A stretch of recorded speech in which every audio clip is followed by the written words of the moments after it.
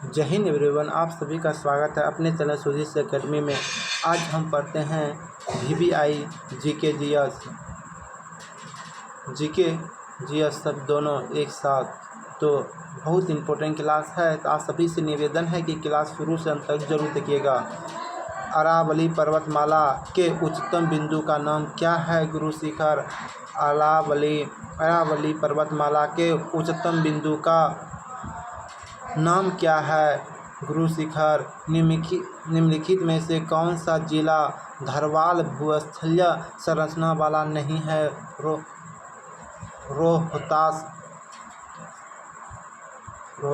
निम्नलिखित में से कौन सा जिला धरवाल भूस्थलीय संरचना वाला नहीं है? रोहतास।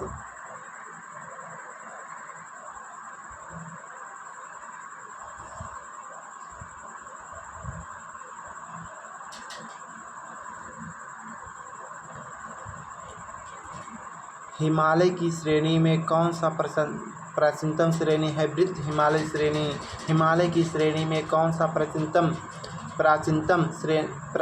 है? वृद्ध हिमालय श्रेणी। वृद्ध हिमालय श्रेणी। हिमालय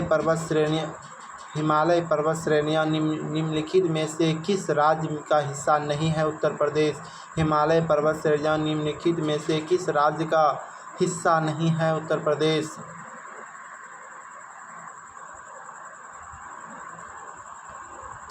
निम्नलिखित में से कौन सा हिमालय की दूसरी सबसे ऊंची चोटी है? K2। निम्नलिखित में से कौन सी हिमालय की दूसरी सबसे बड़ी ऊंची चोटी है? K2। डैश भारत के उत्तर से एक दीवार बनाते हैं उत्तरी पहाड़। डैश भारत के उत्तर में एक दीवार बनाते हैं उत्तरी पहाड़।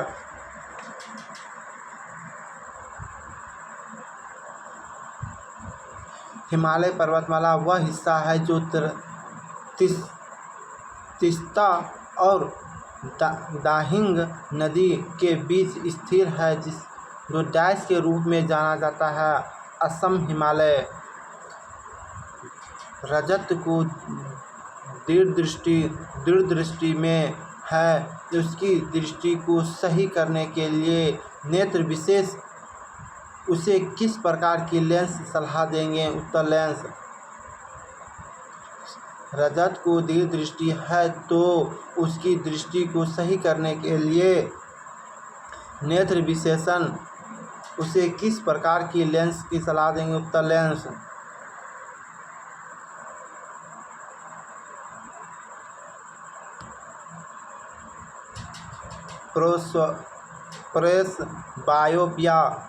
प्रेस बायोपिया को सही करने के लिए आमतौर पर इस्तेमाल किया जाने वाला लेंस डैश प्रकार के हैं। बायोफोक्सी लेंस। प्रेस बायोपिया को सही करने के लिए आमतौर पर इस्तेमाल किया जाने वाला लेंस प्रकार डैश हैं।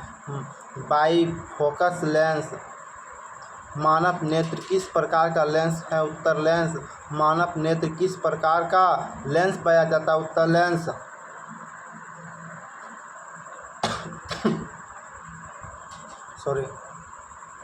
मानव नेत्र में किस प्रकार का लेंस पाया जाता है? उत्तर लेंस। मायोपिया को इस नाम से भी जाना जाता है, निकट दृष्टि दोष।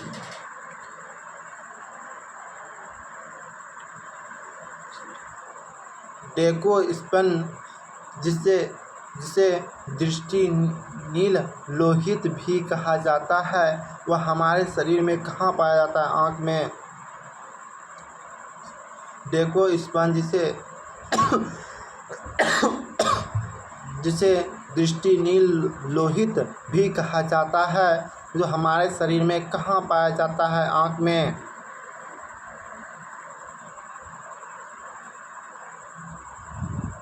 आँख की पुतली आकार डैश द्वारा नियंत्रण किया जाता है? आइरिस।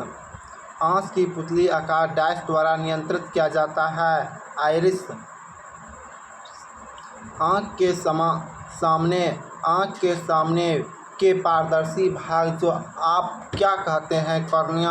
आँख के सामने पारदर्शी भाग को आप क्या कहते हैं? कॉर्निया।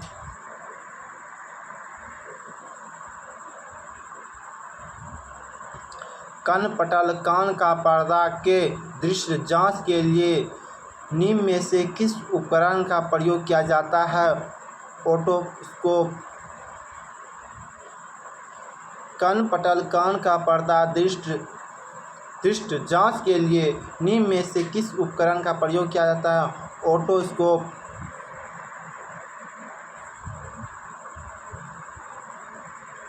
वह रजत क्या कहलाता है जो मनुष्य की त्वचा, बाल और आँखों को उनके रंग प्रदान करते हैं?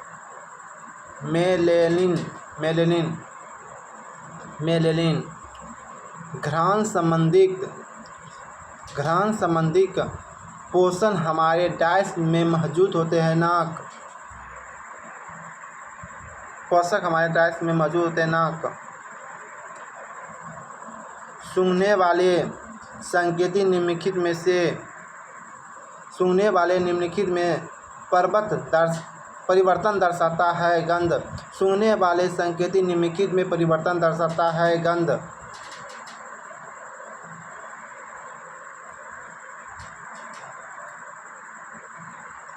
त्वचा निम्नलिखित में से किस प्रकार की एक झिल्ली है? त्वचा निम्नलिखित में से किस प्रकार की एक झिल्ली है? क्यूटेनिथिस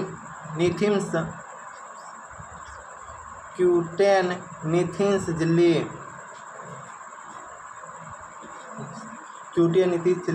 त्वचा निम्नलिखित में से किस प्रकार की झिल्ली है?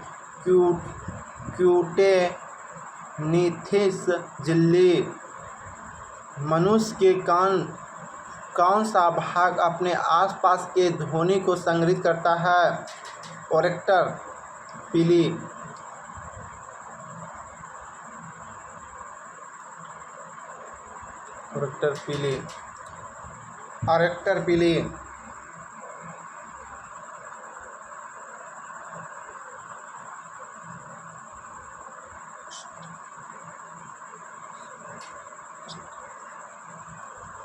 कान के पर्दे के किसी भी तरफ दाब को बराबर करने पर सहायता करता है।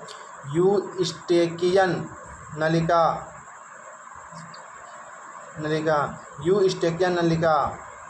निम्नलिखित में से कौन सा अंग एक खींची हुई रबर शीट की तरह व्यवहार करता है? कनपटल।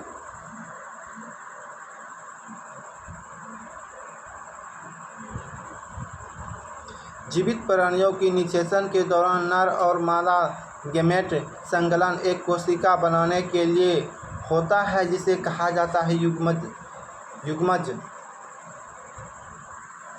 निम्न में किस जाति में बाह्य निषेचन होता है? मेढक।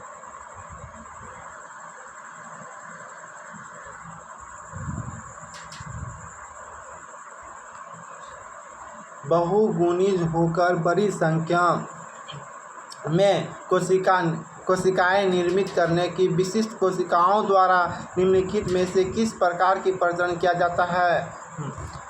प्रजनन। बहुगुणित होकर बड़ी संख्या में कोशिकाएं निर्मित करने की विशिष्ट कोशिकाओं द्वारा निम्नलिखित में से किस प्रकार की प्रजनन किया जाता है? पुंजनन।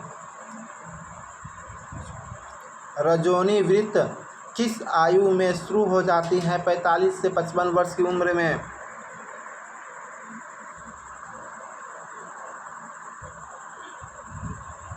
वह मनोविज्ञान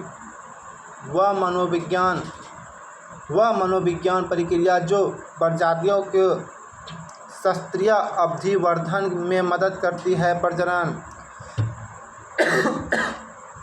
दोस्तों, कुछ जानवरों में नर और मादा दोनों लिंग अपने युग्मज पानी में छोड़ते हैं। इस प्रकार के निषेचन को डाइस कहा जाता है। बाह्य निषेचन।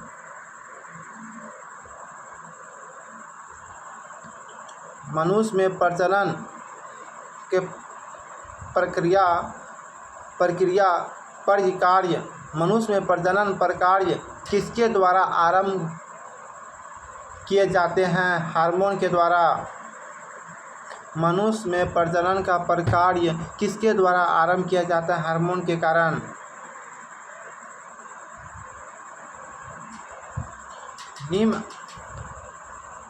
निम्न अंगों में से कौन सा मनुष्य में महिला प्रजनन तंत्र का हिस्सा नहीं है? शुक्रवाहिनी। निम्न में से कौन सा एक मानवीय पुरुष प्रजनन वाली हिस्सा नहीं है? डिंबवाहिनी नलिका। डिंबवाहिनी नलिका नली। डिंबवाहिनी नली। निम्न में से कौन सा एक मानवीय पुरुष प्रजनन वाली हिस्सा नहीं है? डिंबवाहिनी नली।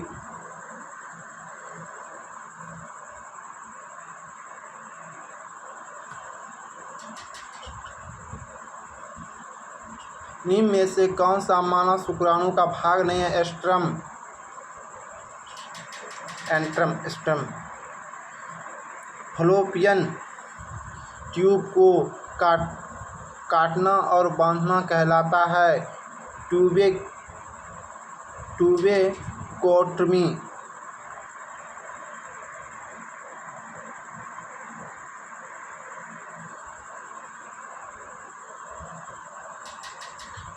नई माताओं में स्तनपान की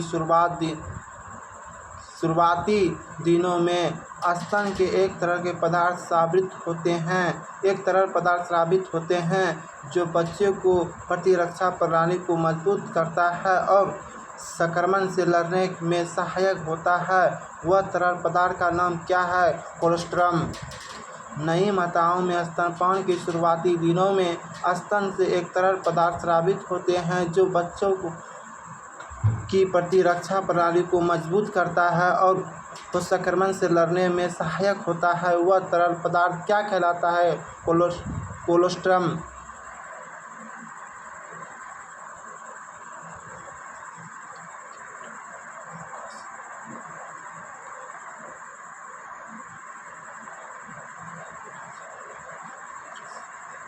बकरी का वैज्ञानिक नाम क्या है? Capra एगुरस hircus. दोस्तों यहाँ पर मेरा अभी है शरीर का कौन सा अंग जन्म लेने के बाद आता है? शरीर का कौन सा अंग जन्म लेने के बाद आता है और मृत्यु से पहले चला जाता है? दांत। शरीर का कौन सा अंग जन्म लेने के बाद आता है और मृत्यु से पहले चला जाता है? दांत। दोस्तों यहाँ पर मेरा प्रैक्टिस से समाप्त हुआ। उम्मीद करते हैं यह वीडियो आपको पसंद आया होगा। यदि हाँ तो प्लीज़ अपने दोस्तों के पास शेयर कीजिए, लाइक कीजिए और ज़्यादा से ज़्यादा सब्सक्राइब कीजिए। तब तक के लिए जय हिंद, जय भारत, वंदे मातरम। कल मिलते हैं इसी प्रकार अगले वीडियो में प्रैक्टिस के साथ। कमेंट में अपना राय ज़रूर बताइए।